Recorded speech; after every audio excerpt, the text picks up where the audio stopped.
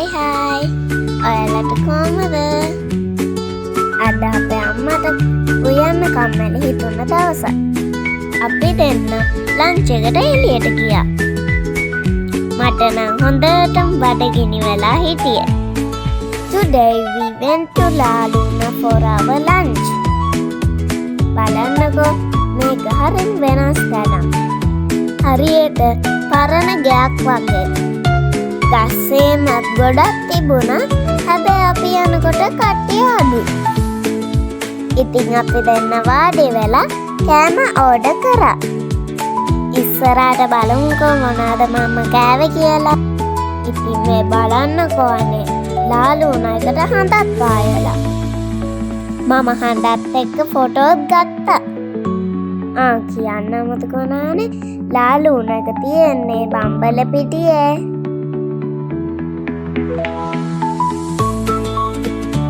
ඔන්න මම ඕඩර් කරපු හොට් චොක්ලට් එකක් ආවා.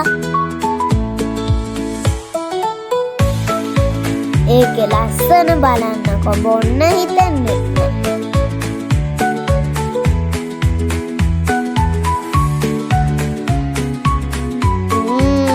හරිම රසයි.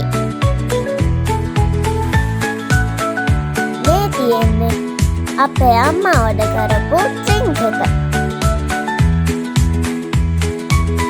ඒක නම් හදලා තියෙන්නේ කොකනට් මිල්ක් වලින්ලු.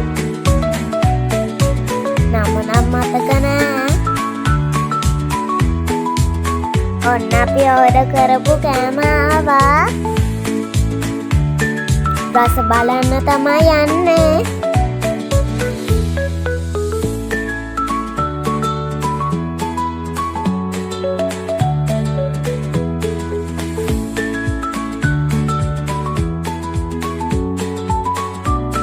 මේ තියෙන්නේ මගේ චීස් පැකටි එක.